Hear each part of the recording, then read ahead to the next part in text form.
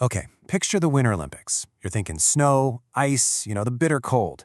Now, try to picture a team from a sun-drenched tropical island, we're talking Jamaica, competing in one of the most dangerous winter sports on the entire planet. It sounds like something straight out of a Hollywood movie.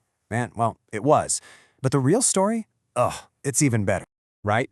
This is the question that just absolutely captivated the world. A bobsleigh team from Jamaica? Why on earth would a country with zero snow decide to send a team to rocket down a frozen track on a tiny sled? It's a story of pure audacity. And you know what? It all started with one single, impossible idea. And this is basically where it all began.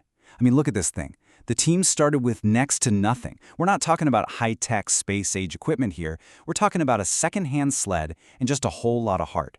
This simple machine right here, it became the symbol for one of the greatest underdog stories in the history of sports. So, let's rewind a bit. How did this completely impossible dream even get started?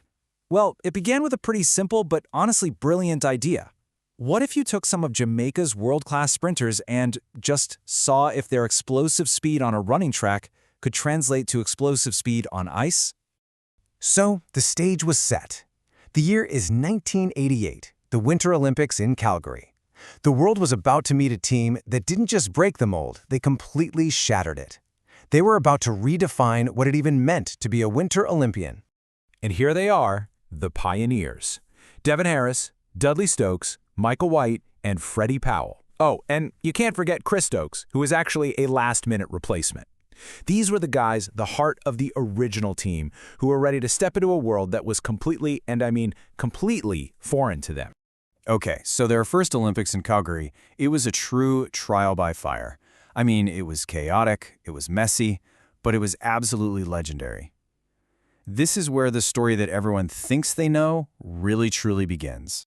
Now, what's so fascinating here is the reality of what was happening behind the scenes. They were such underdogs, they didn't even have their own equipment. They literally had to borrow sleds from other countries just to compete. And sources from that time described this real sense of sporting camaraderie, where the entire global bobsleigh community actually welcomed them and helped them get on the ice. And then came the moment that would define them. They're speeding down the track and they lose control. The sled flips and it overturns. In an instant, their hopes for an official finish were just gone. It was a moment of public failure on the world's biggest stage. But what happened next? That's the crucial part.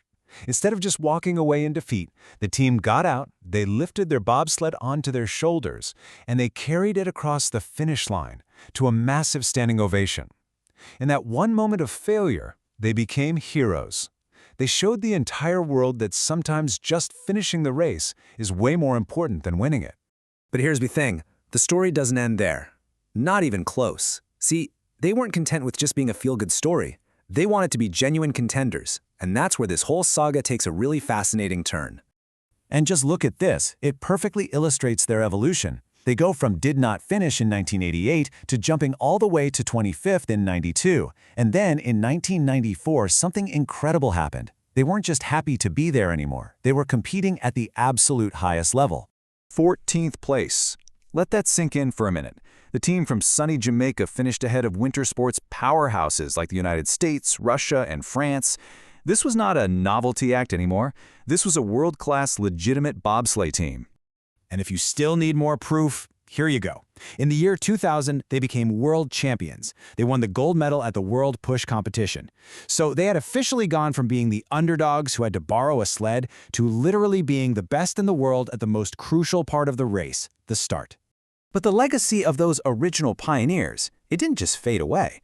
No, it inspired a whole new generation, one that would have to face a completely different set of challenges in the modern era.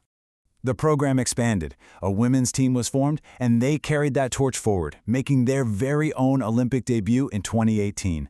It was all the proof you needed that the Jamaican bobsleigh dream was alive and well for a new generation of athletes.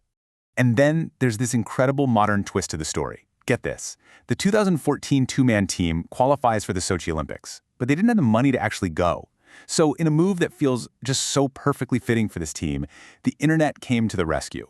The cryptocurrency community built around Dogecoin rallied together and raised all the money they needed in just 2 days. I mean, from borrowing sleds to crowdfunding with crypto, the spirit of just finding a way to thrive had found a whole new playbook.